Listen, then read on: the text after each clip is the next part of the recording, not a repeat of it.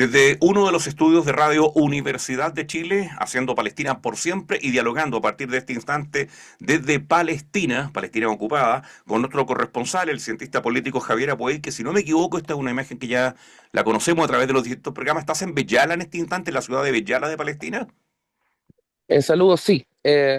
Estamos en Betjala y lo que se ve al fondo, para quienes están viendo la imagen del programa, es la colonia ilegal de Gilo. Es decir, que cada día avanza más dentro del territorio de Betjala, de territorio ocupado palestino, hacia el valle, con posterioridad. El peligro, evidentemente, es que los planes de limpieza étnica que se están viendo en Gaza hoy en día pueden estar siendo amplificados también en el caso de Cisjordania ocupada. Pero hay una esperanza, porque precisamente atrás tuyo también vemos flamear una bandera palestina, Javier. Claro, el pueblo palestino se mantiene, el pueblo palestino ha entendido las lecciones de la historia, pero eso no significa de que el pueblo palestino esté seguro. En este momento, no solamente Benjamín Netanyahu tiene un gobierno extremista, sino que hay otro gobierno, no sé si extremista, pero por lo menos populista en los Estados Unidos, que le está diciendo a Benjamín Netanyahu, básicamente, haga lo que usted quiera. Y dentro de eso, claro, el peligro se acrecenta bastante. ¿En Israel este es un gobierno extremista o ha habido un Estado extremista respecto a Palestina en los últimos 76 años? ¿Qué habría que decir ahí, Javier? No, yo creo que ha habido sucesivos gobiernos que han cometido crímenes de guerra y crímenes de lesa humanidad, pero existe una diferencia en la tendencia que cada gobierno ha utilizado para llevar a cabo esos crímenes. Y en este caso, este es un gobierno que ni siquiera busca esconder la criminalidad de sus acciones. Y esa es una gran diferencia con otros gobiernos que intentaban, de cierto modo, apaciguar los comentarios a nivel internacional con ciertas acciones algo más positivas. En el centro de todo se encuentra el hecho de que para el sionismo, que es la ideología que crea el Estado de Israel, acá no existe igualdad entre seres humanos, digamos. Acá existe simplemente una supremacía y un sistema que se ha generado alrededor de eso, de supremacía judía por encima de la población indígena, cristiana y musulmana de Palestina. Y eso está en el centro de toda la discusión. Y en base a eso se van generando una serie de políticas como lo que estamos viendo no solamente en Gaza, sino que también en el norte de Cisjordania ocupada y en todo el resto. Es decir, si es que nos enfocamos solamente en la colonia ilegal que se encuentra a mis espaldas, eh, ¿por qué Israel podría haber construido esa colonia? Que es ilegal, que siempre fue ilegal, que nunca fue garantizada por ninguna parte y aún así mantener excelentes relaciones con gran parte de la comunidad internacional. Y esa de la colonia es solamente un ejemplo, porque es parte de un proceso colonial bastante mayor. Entonces, digamos, Israel hace lo que hace porque se le ha permitido hacerlo, porque puede hacerlo. Eh, no sé cómo suena en español, pero en inglés hay un dicho que dice que uno no debe tener la torta y comérsela también. Y acá, claro, Israel tiene la torta y se la come, y no tiene ningún problema en hacerlo. Pero ese es un tema para reflexionar, creo yo, Javier Abuey, desde Palestina Ocupada, en Palestina por Siempre, de Radio Universidad de Chile. Porque claro, tú dices un Estado que ha hecho lo que ha hecho, un gobierno que ha hecho lo que ha hecho, como Israel ahora recién estamos en el siglo XXI asesinando a miles y miles, literalmente, 50 y tantos mil, 60.000 palestinas y palestinos, la gran mayoría mujeres, niños y hombres sin ningún tipo de militancia.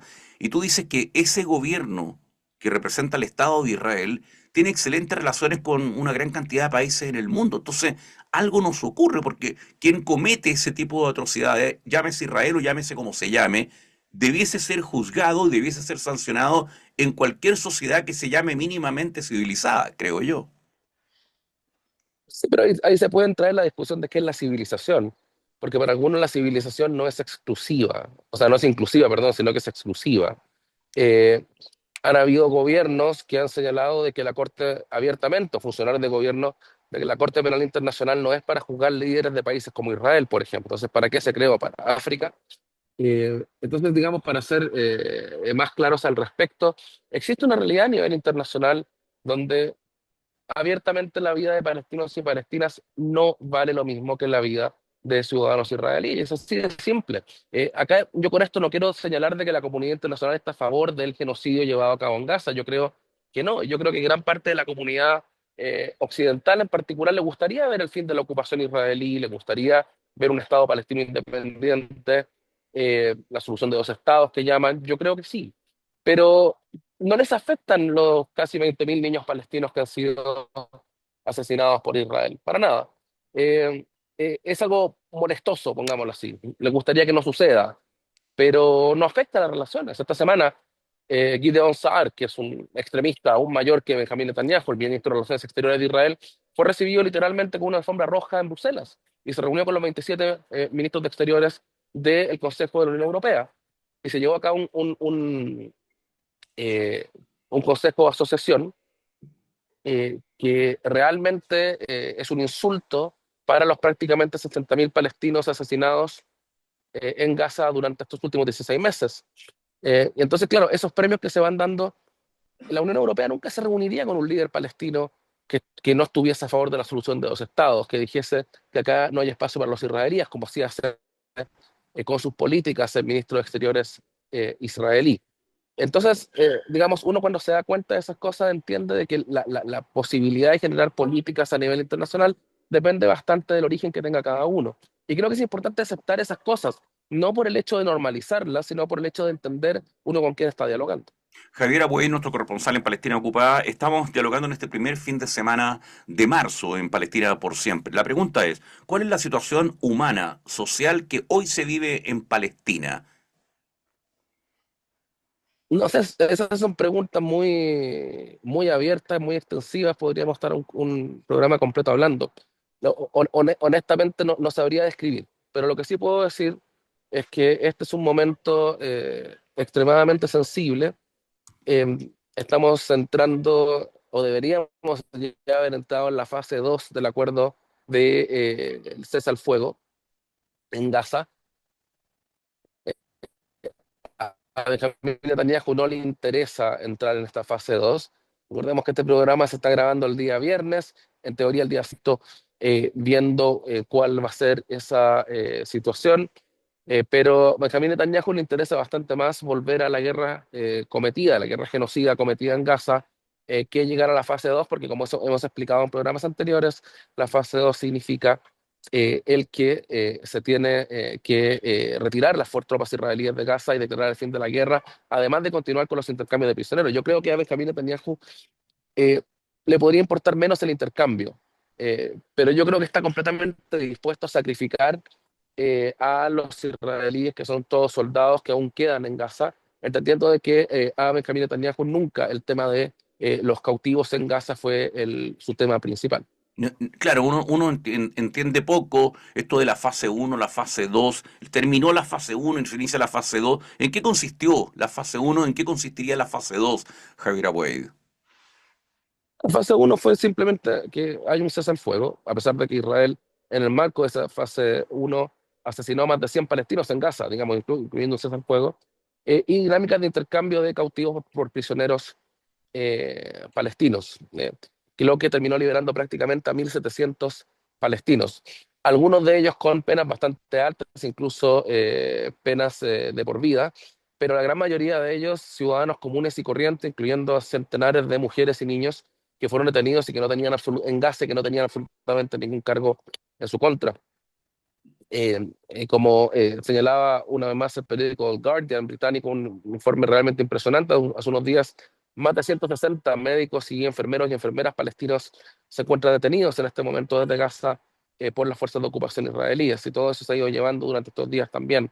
No se ha detenido aquello, pero eso digamos, en resumidas cuentas, esa era la fase uno del cese al fuego. Y la fase 2 es cuando se continúan los intercambios básicamente, se terminan de liberar a todos los cautivos israelíes que están en Gaza a cambio de un número importante de presos políticos palestinos. Se estima que esos presos políticos serían presos de mayor envergadura a nivel político. Hay algunos que todavía esperan que Marwan el-Barghouti, el líder palestino con más popularidad según todos los estudios de opinión, pueda ser liberado en, eh, en estas condiciones, eh, pero también requiere la fase 2 que Israel retira todas sus tropas de Gaza y que se declara formalmente el fin de la guerra. La fase 3 ya sería empezar el proceso de reconstrucción.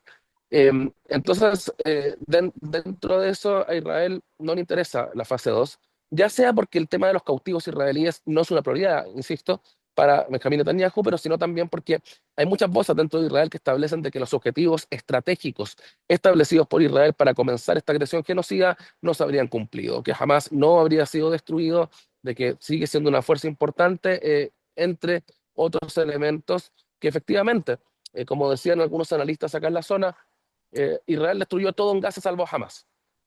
Y eso parece ser una realidad que ahora se están dando cuenta de eso. Mm. Y va en el mismo camino, quiere destruir Cisjordania, da la impresión por las noticias que uno ve y por lo que uno escucha también, Javier.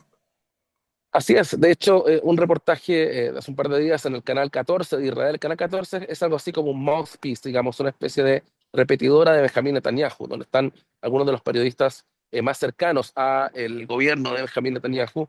Ya están hablando de una idea de, entre ciertos generales israelíes de anexión en el norte de Cisjordania, donde ya hay más de 40.000 palestinos desplazados de los campos de refugiados de Tulkarem, Nur Shams y Jenin. Esas operaciones ya se están extendiendo a otros lados. Hubo una operación importante esta semana, por ejemplo, en Nablus, que queda hacia el sur de Tulkarem y justo antes de llegar a Ramallah. Otras operaciones de importante magnitud han sido al sur de donde nos encontramos, aquí en Belén, en los campos de refugiados y zonas aldeas alrededor del Jalil, de Hebrón. Es decir, existe una presión importante en varios sectores de Cisjordania ocupada. La idea de la expulsión de palestinos es una idea, se está materializando. De hecho, el ministro de la ocupación israelí, Israel Katz, el exministro de Relaciones Exteriores, esta semana emitió un comunicado en el cual señalaba de que él ha dado instrucciones de que las fuerzas de ocupación israelíes se quedarán donde están por lo menos un año y que no se va a permitir que los palestinos y palestinas desplazadas hasta el momento puedan retornar a sus hogares. Dialogamos con Javier Abuel. Ustedes esta entrevista la pueden ver en nuestro canal de YouTube, Palestina por Siempre, y también lo mismo la pueden ver, escuchar en nuestra plataforma Spotify de Palestina por Siempre. Denantes nombraste a uno de los prisioneros más emblemáticos de Palestina, Marwan el-Barghouti, que es el gran líder político palestino. ¿Habrá posibilidades realmente que Palestina pueda golpear la mesa, apoyada, me imagino, por los países árabes y alguna otra persona que quiera intervenir para generar que Marwan el-Barghouti, muchos años ya en cárceles israelíes y por lo que él significa para el pueblo palestino, pueda ser liberado? ¿Cuál es tu percepción como analista, Javier? Yo creo que la liberación de Marwan Barghouti hoy en día ha sido adoptada por muchos en la región, incluyendo aliados importantes de los Estados Unidos, particularmente el caso de Qatar y Egipto también, que son los dos mediadores en estas dinámicas de negociaciones por el cese al fuego, por mantener el cese al fuego. Los dos están muy interesados, según tengo entendido, en la liberación de Marwan Barghouti. Eh, Ahora, existe, digamos, un elemento importante a considerar en cuanto a la relación palestina con el resto del mundo árabe.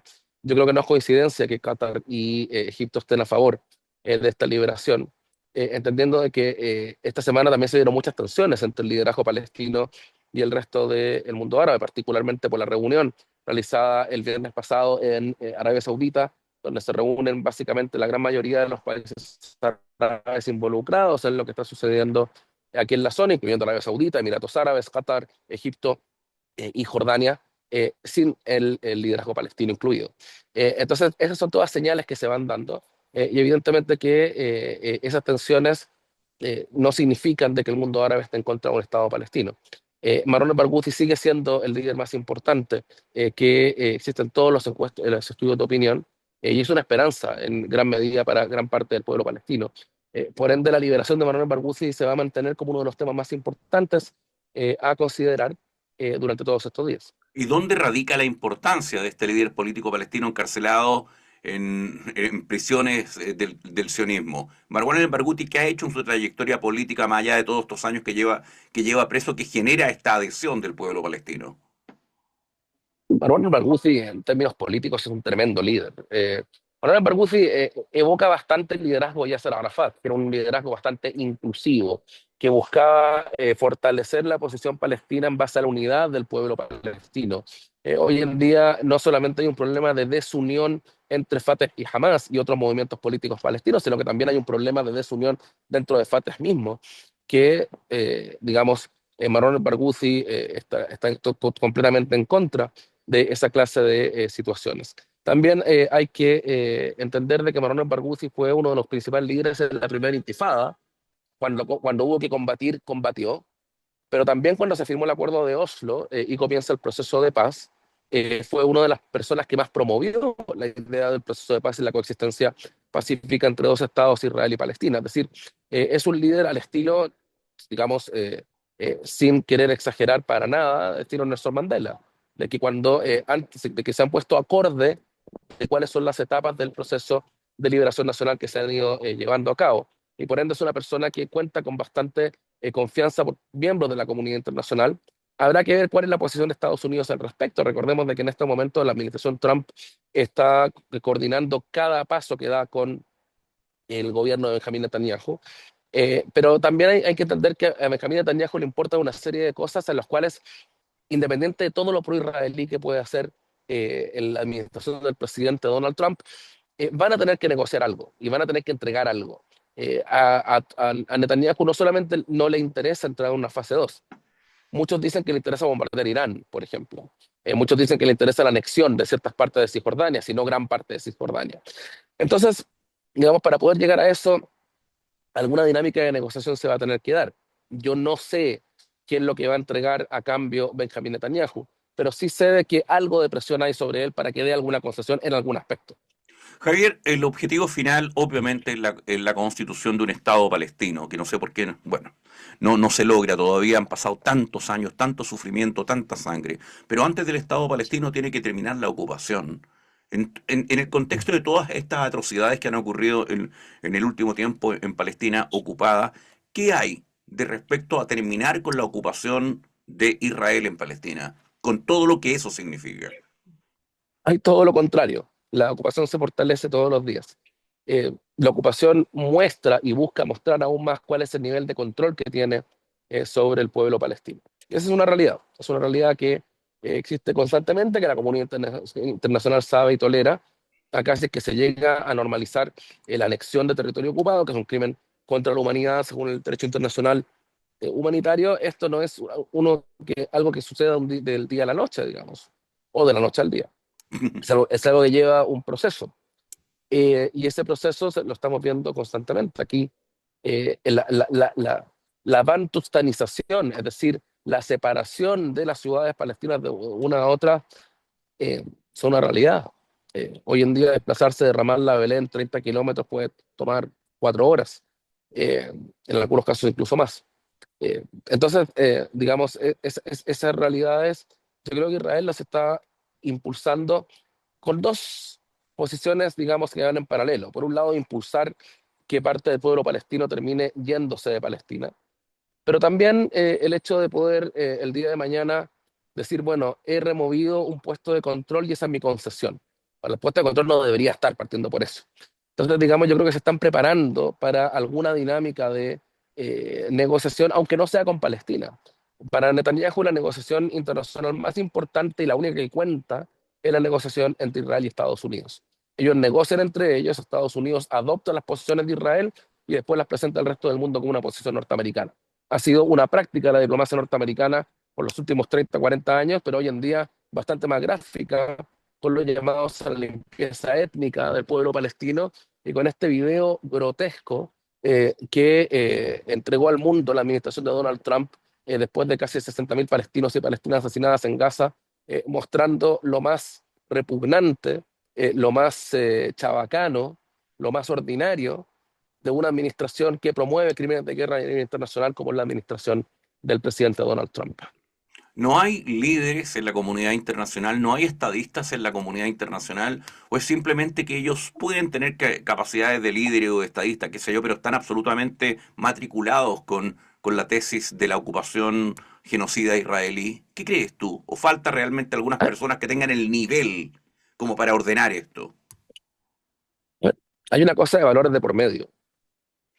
El presidente de Argentina resultó promover una estafa millonaria a nivel internacional. Y hay gente que por un tema ideológico simplemente no lo quieren criticar. Pero hasta los resultados económicos que se dan en Argentina demuestran que por primera vez en 20 años la economía argentina cae bastante, independiente de las crisis que tenían con anterioridad. ¿Dónde han estado las críticas? Hay críticas de un sector, pero hay otros sectores que prefieren, digamos, estar ciegos al respecto. ¿Por qué doy el caso del señor Milei? que por lo demás, digamos, el voto de Argentina en Naciones Unidas hoy en día se parece al voto de Micronesia, de Islas Marshall, de Tuvalu. Digamos que lo que dice Estados Unidos van y lo hacen, ya sea en el caso de Palestina, ya sea en el caso de Ucrania, en esta última semana. Porque se ha convertido en ser más una especie de club, digamos, donde está el señor Milley, o intenta estar cerca de Trump, porque Trump parece que no lo respeta bastante, donde está Orban de Hungría, e intenta generarse estas dinámicas, digamos, de partidos ultraconservadores, que son en este momento el gran apoyo que tiene Benjamin Netanyahu a nivel internacional. Ahora, el resto de los partidos políticos, el resto de los gobiernos, no es que estén apoyando a Netanyahu, simplemente que prefieren no enfrentarse.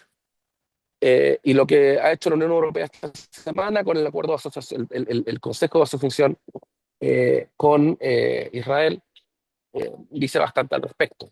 Digamos, ellos pusieron una serie de temas sobre la mesa, de que están en contra de la ocupación, de que están en contra de que las colonias están en contra del derecho internacional, de que están a favor de una solución de dos estados, pero No sé, hay no. una canción, hay una canción de Julia Butros, cantante libanesa, Filme al-Wara, digamos, como solamente una palabra sobre el papel, digamos, no, eh, absolutamente nada más. Envíame esa canción, por favor, cuando termine esta entrevista Mm. para colocarla justamente después de esta conversación, si te parece. ¿Puede ser? No, es Sí. una canción romántica, yo creo que no cabe para lo que No, estamos no, no, conversando. no, no, no No, no, calza. no, ¿Qué eso no. debes, que Julia Butros es? Háblanos un poco de ella. Ella es una cantante libanesa absolutamente comprometida con el tema de Palestina, ¿no es cierto? Sí, pero es bastante completa. Ella es una estrella pop, es una estrella de la música romántica, es una estrella de la música de niños, es una estrella de la música patriótica. Y bueno, pero algunas de sus canciones han sido, digamos, tomadas como canciones emblemáticas de la causa palestina. Mm. Pero claro, ella es una artista que ha estado en los primeros lugares desde más de 30 años, digamos. Tiene una dilatada trayectoria, ¿no? Perfecto. Javier, ¿qué debiésemos esperar en esta semana que nos vamos a separar? Hasta el otro domingo. ¿Qué debiese ocurrir, crees tú, como analista? Javier Aboy, desde Palestina Ocupada, reitero, esta entrevista ustedes la pueden ver en nuestra plataforma de Spotify o en nuestro canal de YouTube, Palestina por siempre. Bueno, primero a quienes estén viendo el video, dar las excusas necesarias por estar usando gafas de sol. Pero el sol de verdad está muy fuerte, estamos grabando esto prácticamente a mediodía y está cayendo Ujú. abiertamente, no quiero cerrar los ojos acá, ¿no? Entonces, punto uno. Pero punto dos, yo no veo que esta semana vaya a ser para nada positiva. Hay que ver lo que va a pasar en las próximas 24 horas, pero yo creo que la voluntad de Benjamín Netanyahu está en volver a su guerra genocida en Gaza. Ya habrá que ver para detenerlo, porque no creo que esté en el interés ni siquiera de Estados Unidos que eso suceda. Habrá que ver para detener lo que se le va a ofrecer. Y yo creo que los principales elementos que se tienen para ofrecer están acá en Cisjordania ocupada. La situación acá no va a mejorar la próxima semana, seguro. Ya habrá que ver en la próxima reunión de los países árabes, donde sí estará Palestina esta semana, habrá que ver, digamos, qué clase de acciones se van a tomar. Recordemos de que el sagrado mes de Ramadán para los musulmanes también ha comenzado este fin de semana. La cuaresma cristiana comienza el próximo miércoles. Y Jerusalén estará cerrada para cristianos y musulmanes por la ocupación israelí también. Digamos, son todos elementos que demuestran eh, el, el nivel de control que tiene la ocupación israelí sobre las vidas de palestinos y palestinas. Gracias al analista internacional, cientista político, corresponsal de Palestina por siempre en Palestina Ocupada, dialogando aquí en Radio Universidad de Chile y en nuestra radio asociada Radio Cultura 94.3 FM en Santa Fe, Argentina, Radio Voces de Araucaria y Radio Olmue.cl, donde este programa se transmite el día martes a las 7 de la tarde. Un tremendo abrazo para ti, como te digo siempre, o casi siempre por intermedio tuyo, nuestro reconocimiento, nuestro abrazo al pueblo palestino. Muchas gracias, que tengan una gran semana y nos vemos nosotros la próxima semana, si Dios quiere. Adiós.